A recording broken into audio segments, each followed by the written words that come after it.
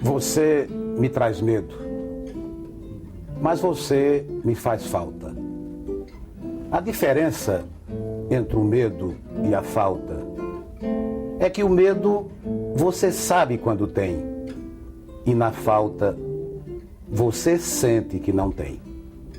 O medo, como a falta, sobressalta, e entre o medo que você me traz e a falta que você me faz, você é o medo que me falta.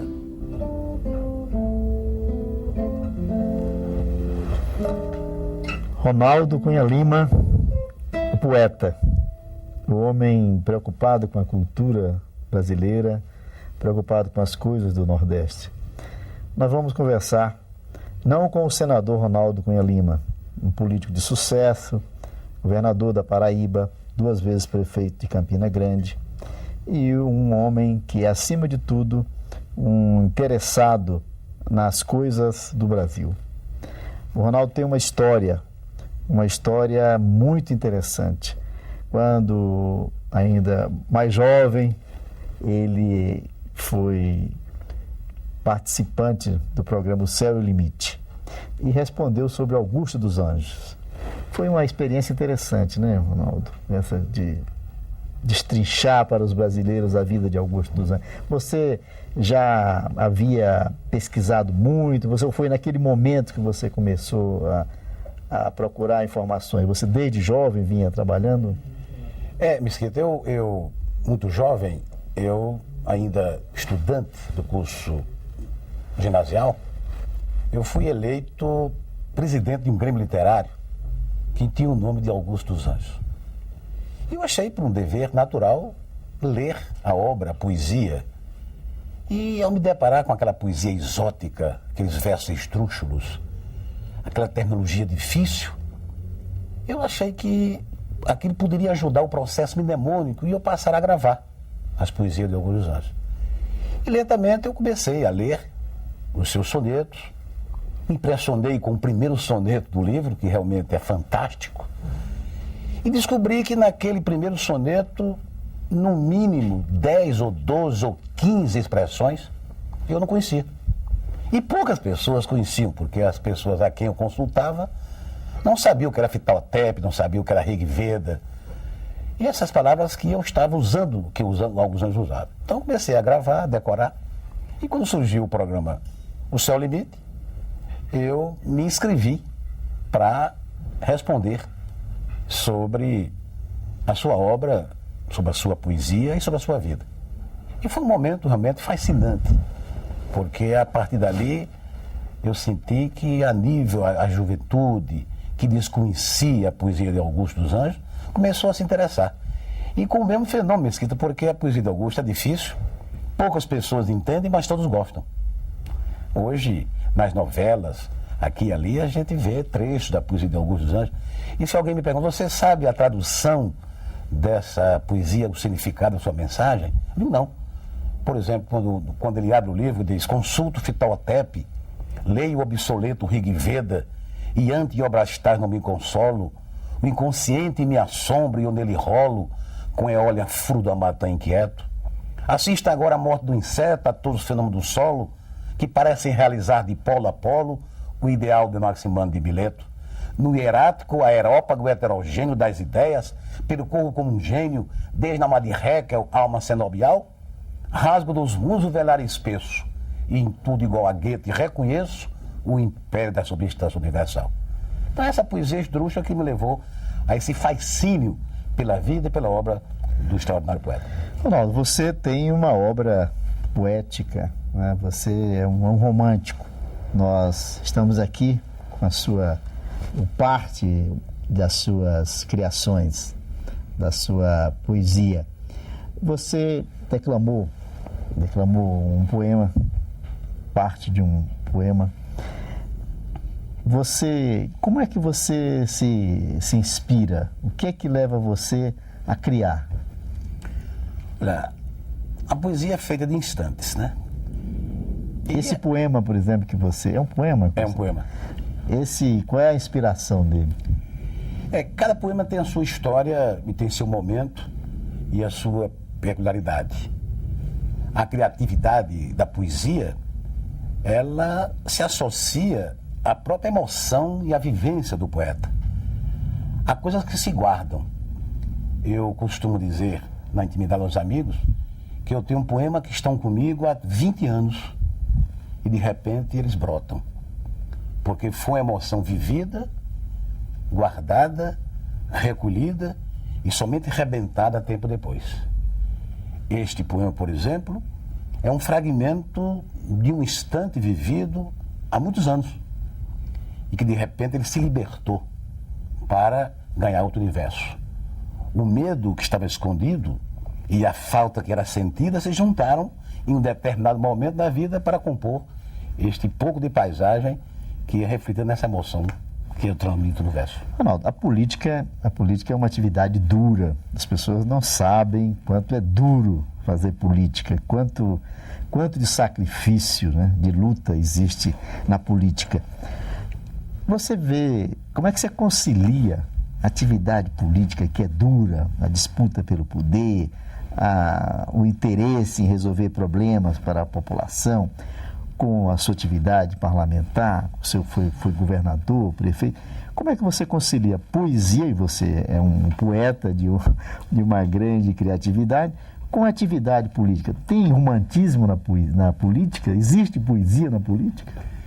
Olha, Vicente, eu acho que existe uma espécie de simbiose.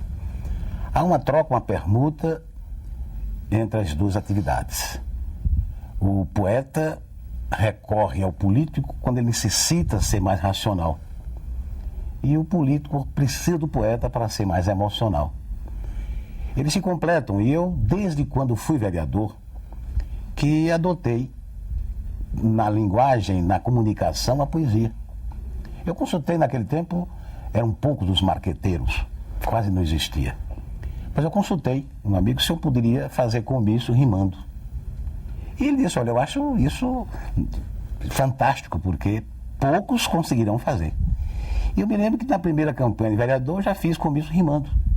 E a partir daí, como eu gostava da poesia popular, dos poetas de feira, dos improvisos, eu também adotei essa sistemática na poesia.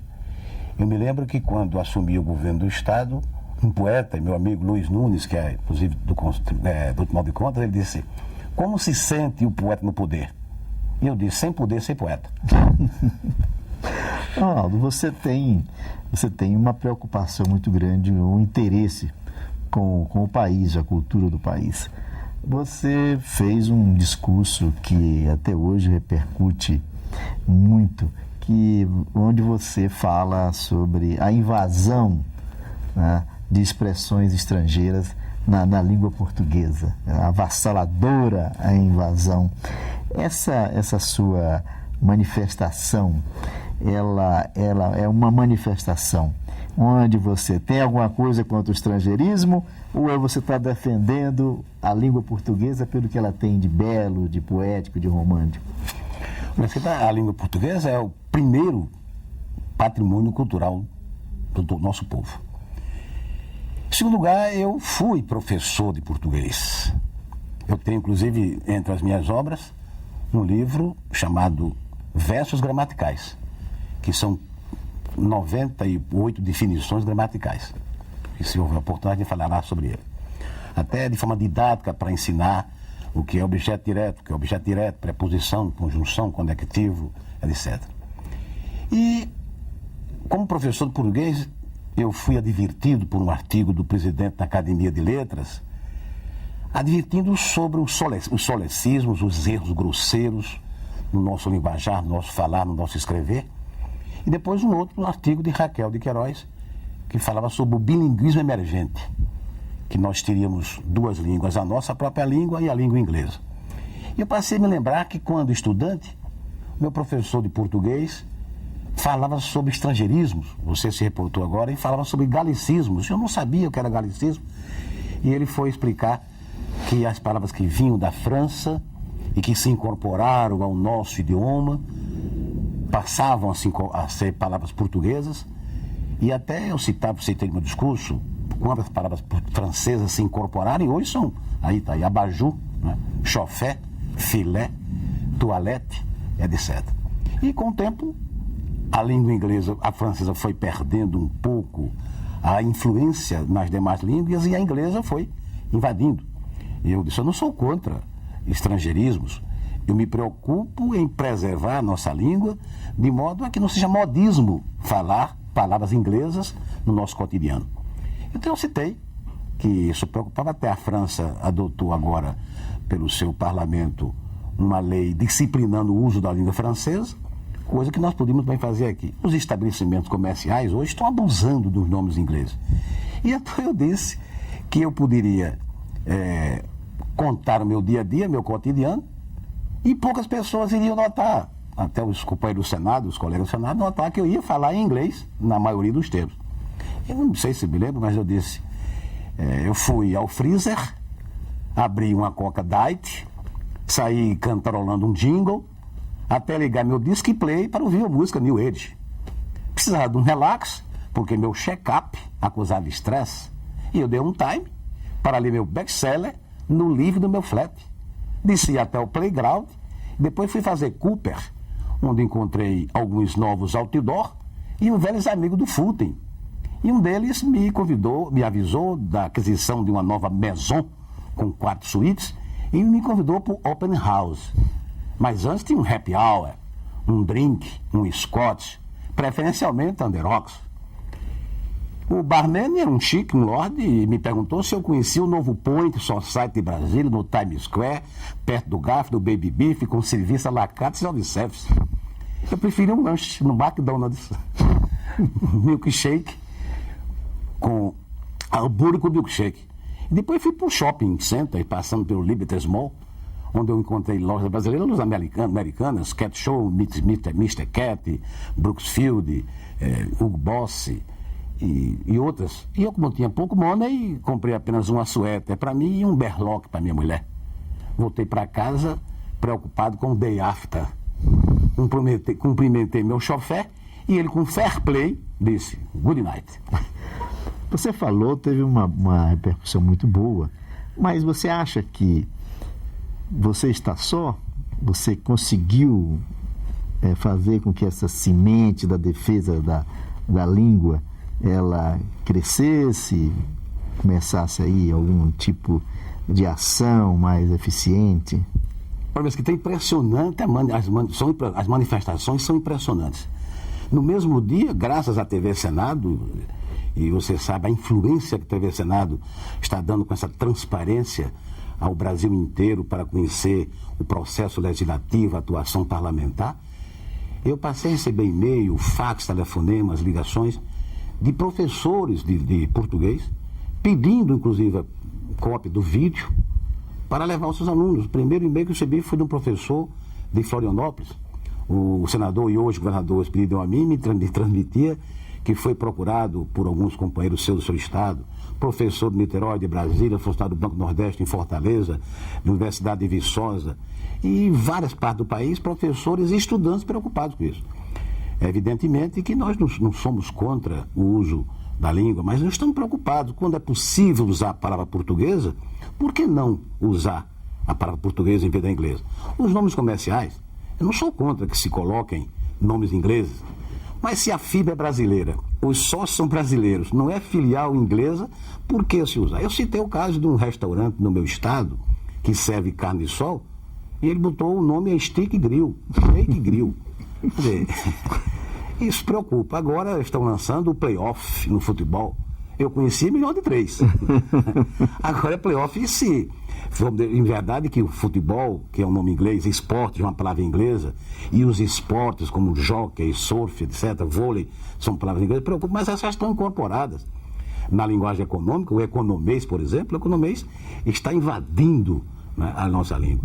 E o pior é que na informática vem os neologismos, criação de palavras novas. Por exemplo, quando você quer dizer que quer esquecer uma mulher, você diz que vai deletar. Então, isso realmente nos preocupa. Ronaldo, você tem um trabalho muito interessante, né? Que é esse aqui, é o habeas pinho, né? É. Que é um habeas corpus que você fez. Isso aqui existiu mesmo? Fala um pouco aí sobre isso. Existiu. Esse fato ocorreu em Campina Grande. Eu era recém-formado e fui procurado por um boêmio, um exímio tocador de violão, seresteiro, me informando que fora preso e autuado em flagrante, e que o delegado, insensível, havia ficado com o seu violão e mandado o processo para a justiça e o violão junto como processo, como a prova do crime, perturbação do sossego público. Ele pagou a fiança e queria de volta o seu violão, já que ele vivia do violão. Era um seresteiro, tocava as suas serenadas, as suas músicas. E o processo tinha ido para o cartório.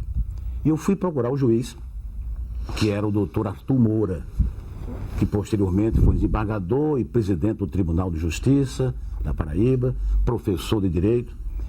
E ele me disse: olha, Ronaldo, o réu é um boêmio. O instrumento do crime é um violão. E o advogado é um poeta. Isso dá verso. Se você me pedir rimando, eu libero o violão. Se não pedir, eu não libero. Então eu entrei no cartório, eu havia sido escrevente em cartório, e pedi a máquina ali emprestada e bati uma petição desses termos. Excelentíssimo senhor, doutor juiz de direito desta comarca, o instrumento do crime que se arrola neste processo de contravenção não é faca, revólver nem pistola. É simplesmente, doutor, um violão. Um violão, doutor, que na verdade não matou nem feriu um cidadão.